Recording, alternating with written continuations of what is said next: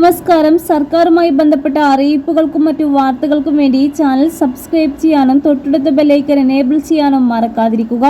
കുട്ടികൾക്കെതിരെയായ ലൈംഗികാതിക്രമങ്ങൾ തടയുന്നതിനുള്ള പോക്സോ നിയമവുമായി ബന്ധപ്പെട്ട് കേരള ഹൈക്കോടതി സുപ്രധാനമായ ഒരു വിധി പുറപ്പെടുവിച്ചിരിക്കുകയാണ്.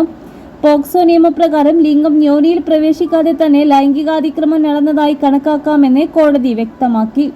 ഇരയുടെ ബാഹ്യ ജനനേന്ദ്രിയത്തിൽ ലിംഗം സ്പർശിച്ചാൽ പോലും അത് പോക്സോ നിയമത്തിലെ ലൈംഗികാതിക്രമമായി കണക്കാക്കാവുന്നതാണെന്ന് കോടതി നിരീക്ഷിച്ചു. Justice P V Suresh Kumar, justice Jobin Sebastian എന്നിവരടങ്ങിയ ഡിവിഷണൽ ബെഞ്ചാണ് ഇക്കാര്യം പുറപ്പെടുവിച്ചത്. 4 വയസ്സുള്ള പെൺകുട്ടിയെ ലൈംഗികമായി ഉപദ്രവിച്ച കേസിൽ പ്രതിക്ക് കീഴ്ക്കോടതി നൽകിയ ശിക്ഷ ശരിവെക്കുകയായിരുന്നു ഹൈക്കോടതി. പ്രതി കുട്ടിയുടെ അയൽവാസിയായിരുന്നു. കാസർഗോഡ് വെച്ചാണ് ഇയാൾ കുട്ടിയെ ലൈംഗികമായി ഉപദ്രവിച്ചത്. കുട്ടിക്ക് ജനനേന്ദ്രിയത്തിൽ വേദനയുണ്ടെന്ന് മാതാവിനോട് പറഞ്ഞതിനെ തുടർന്നാണ് സംഭവം പുറത്തറിയുന്നത്. തുടർന്ന് അമ്മ കുട്ടിയെ ആരോഗ്യ കേന്ദ്രത്തിൽ കൊണ്ടുപോവുകയും ഡോക്ടർ ലൈംഗികാതിക്രമം സംശയിച്ച് അധികൃതരെ അറിയിക്കുകയും ചെയ്തു.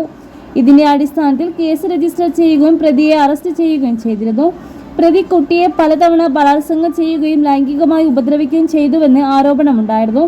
കീഴ്ക്കോടതി പ്രതിയെ ഇന്ത്യൻ ശിക്ഷാ നിയമത്തിലെ 376 AB വകുപ്പ് 12 വയസ്സിന് താഴെയുള്ള പെൺകുട്ടിയെ ബലാത്സംഗം ചെയ്യാനുള്ള ശിക്ഷ, പോക്സോ നിയമത്തിലെ 5A 6 വകുപ്പുകൾ ഗുരുതരമായ ലൈംഗികാതിക്രമം എന്നിവ പ്രകാരം ജീവപര്യന്ത തടവിന് ശിക്ഷിക്കുകയും ചെയ്തു. ഇതിനെതിരെ പ്രതി ഹൈക്കോടതിയിൽ അപ്പീൽ നൽകി.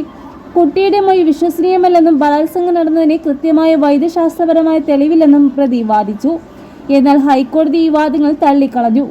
കന്യക ചർമ്മം പൊട്ടിയില്ല എന്നത് ബലാത്സംഗം അല്ലെങ്കിൽ ലൈംഗികാതിക്രമം നടന്നില്ല എന്നതിന് തെളിവായി കണക്കാക്കാൻ കഴിയില്ലെന്ന് കോടതി വ്യക്തമാക്കി.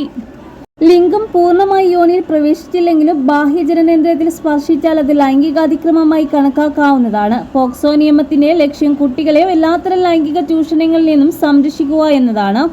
ചെറിയ തോതിലുള്ള സ്പർശനം പോലും ബലാത്സംഗമായി കണക്കാക്കാവുന്നതാണ്. ലിംഗം യോനിയിൽ പ്രവേശിക്കുന്നത് ബലാത്സംഗത്തിന് അത്യാവശ്യമല്ലെന്നും കോടതി നിരീക്ഷിച്ചു.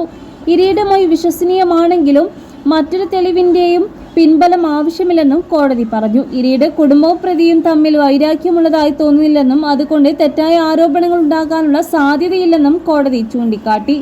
അപ്പീൽ തള്ളിയ കോടതി പ്രതിയുടെ ജീവപര്യന്ത തടവ് 25 വർഷത്തെ കഠിന തടവായി മാറ്റി.